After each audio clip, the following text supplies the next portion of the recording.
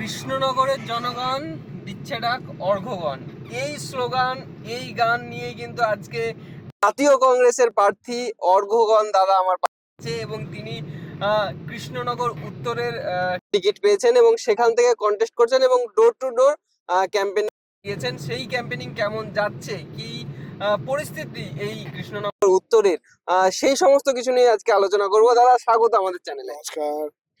এর আগেও কিন্তু আমরা দাদার সঙ্গে কথা বলেছি, কিন্তু ওটা অন্যভাবে স্পোক পার্সন হিসাবে, কিন্তু প্রার্থী হিসাবে প্রথম আমাদের ক্যামেরার সামনে তিনি।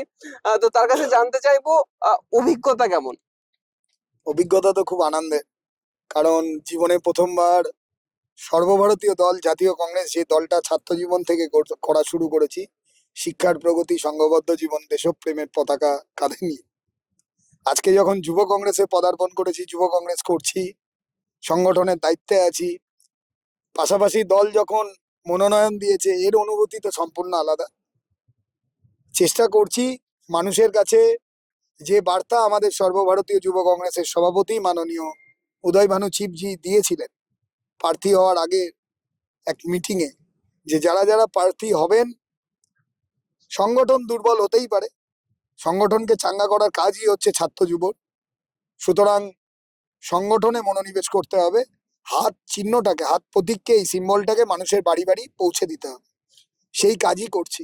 এই যে ডোর টু ডোর ক্যাম্পেনিং করছো এবং ক্যাম্পেনিং এ আমরা গিয়ে দেখছি যেটা তুমি যুবক সম্প্রদায়কে খুব বেশি করে আকৃষ্ট করছো, যে আমিও যুবক, তুমিও যুবক, এবং এই যুবক সম্প্রদায়কে নিয়ে কি মনে হচ্ছে কোনো আশার আলো দেখছো? একদমই। কোথাও দাঁড়িয়ে প্রথমে মনে হয়েছিল যে ভোটের তথ্যে বা নিরিখে, হিসাবের নিরিখে অবশ্যই অস্বীকার করার জায়গা নেই, বিজেপির এখানে ভোট পার্সেন্টেজ অনেক বেশি বিগত লোকসভা নির্বাচনে এবং বিগত বিধানসভা নির্বাচনে, বিধায়কও ছিলেন বিজেপির।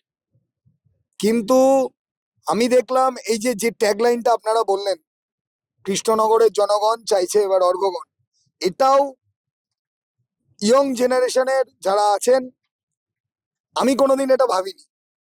আমি প্রচার শুরু করেছিলাম কৃষ্ণনগর শহরের কেন্দ্রবিন্দু যে জায়গাটা, সন্ধেবেলা ওখানে প্রচুর ইয়ং জেনারেশন বা বর্তমানে জিঞ্জি যাদের বলে, জিঞ্জি জেনারেশন, তারা ওখানে আসেন। কেউ প্রাইভেট কমপ্লিট করে আসেন, কেউ কোচিং কমপ্লিট করে আসেন, কেউ চাকরি বাকরি শেষে, দিনের শেষে ওখানে আসেন। একটা মিলন ক্ষেত্র ওই জায়গাটা। আমি ওখান দিয়ে যাচ্ছিলাম, আমাকে ডেকে ইয়ং জেনারেশন বলেছিল, দাদা এই ট্যাগলাইনটা ইউজ করুন, কৃষ্ণনগরের জনগণ চাইছে এবার অর্ঘ্যগণ। আমি সেদিন থেকে এই ট্যাগলাইনটা বললাম, তাহলে তোমরা যখন বলছো এটা ইউজ হবে। আমি দেখছি নতুন জেনারেশন খুব উৎসাহী, খুব উৎসাহী। এবং কি মনে হচ্ছে এই যে ঘুরে পুরো কৃষ্ণনগর ঘুরে দেখছো, যে বা ডোর টু ডোর ক্যাম্পেনিং করছো, প্রবলেম গুলো কোথায় কোথায় এখনো উন্নয়ন বাকি, বা কোন জায়গাগুলো উন্নয়নের আজটুকু পাই? বহু গ্রাম আছে কৃষ্ণনগর উত্তরে, 274টা বুথের মধ্যে এমন এমন গ্রাম আছে যে গ্রামগুলোতে বর্ষার দিনে যদি কোনো মানুষ বাড়িতে অসুস্থ হয়ে যান, জেলা হসপিটালে, শক্তিনগর কৃষ্ণনগর জেলা হসপিটালে আনতে গেলে তার পরিবারের লোকেদের যেমন বিভিন্ন বাধার সম্মুখীন হতে হয়, সেই মানুষেরও প্রাণহানি ঘটে। শুধু উন্নয়নের কথা বললে তো হবে না, রাস্তার ডেভেলপমেন্ট নেই। বিষয়, দীর্ঘদিন ধরে কৃষ্ণনগর পৌরসভা চালিয়েছে জাতীয় কংগ্রেস, কৃষ্ণনগরের মাটি কংগ্রেসের মাটি।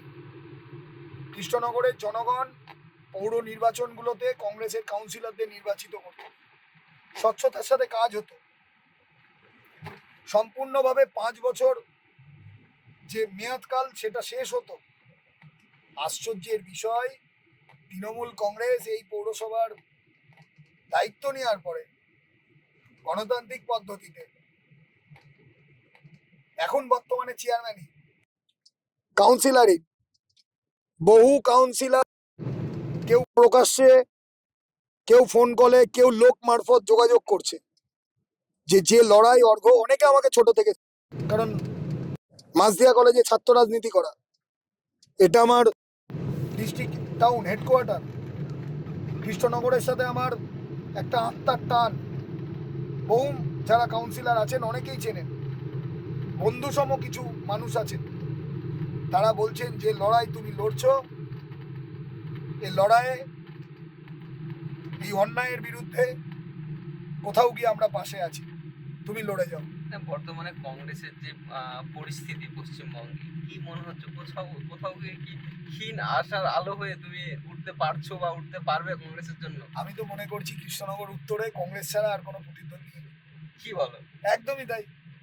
তৃণমূল কংগ্রেস একজনকে, সেও ইয়ং জেনারেশনের, তাকে প্রার্থী করেছিল, গণতান্ত্রিক পদ্ধতিতে লড়াই হতো, যদিও দলের অভ্যন্তরীণ বিষয়।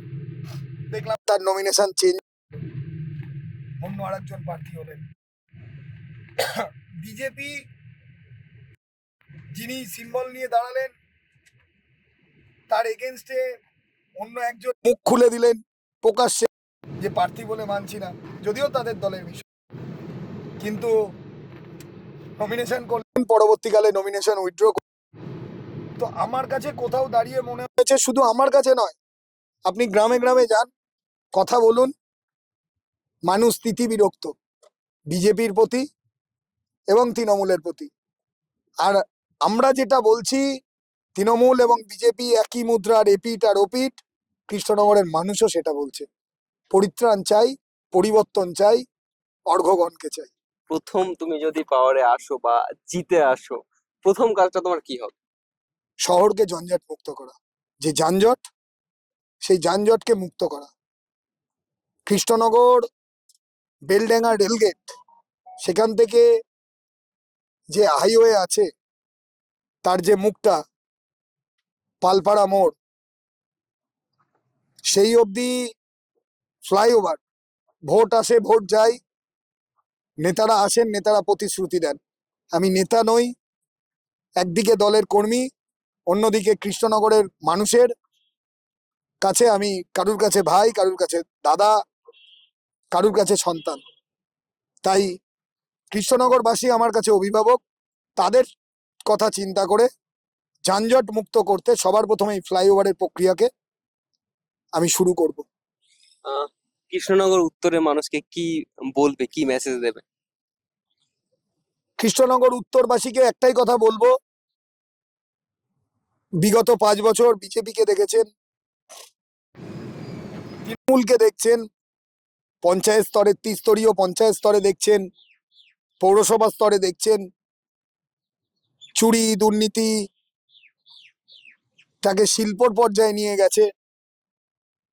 তার মানে যে কোনো ভালো মানুষ নেই তা নয়, বহু ভালো মানুষ আছেন, একটা দলে সবাই থাকতে পারেন না। সুতরাং যখন দেখা হয়ে গেছে, নতুন করে একটা সুযোগ দিন, নতুন প্রজন্ম, স্বচ্ছতার সাথে কাজ করব আগামী 5 বছর। যদি আপনারা আশীর্বাদ করেন, গণতান্ত্রিক পদ্ধতিতে আপনাদের জনতা জনার্দন, তাদের রায় মাথা পেতে নিয়ে যদি জয়যুক্ত হই, বিধানসভার ভিতরে কৃষ্ণনগরবাসীর কথা আওয়াজ তুলে ধরব এবং 24 ঘন্টা আমাকে পাশে পাবেন, এ আবেদন আমি করছি। 2 নম্বর বোতাম হাত প্রতীকে ভোটটা দেবেন, আবেদন রইল।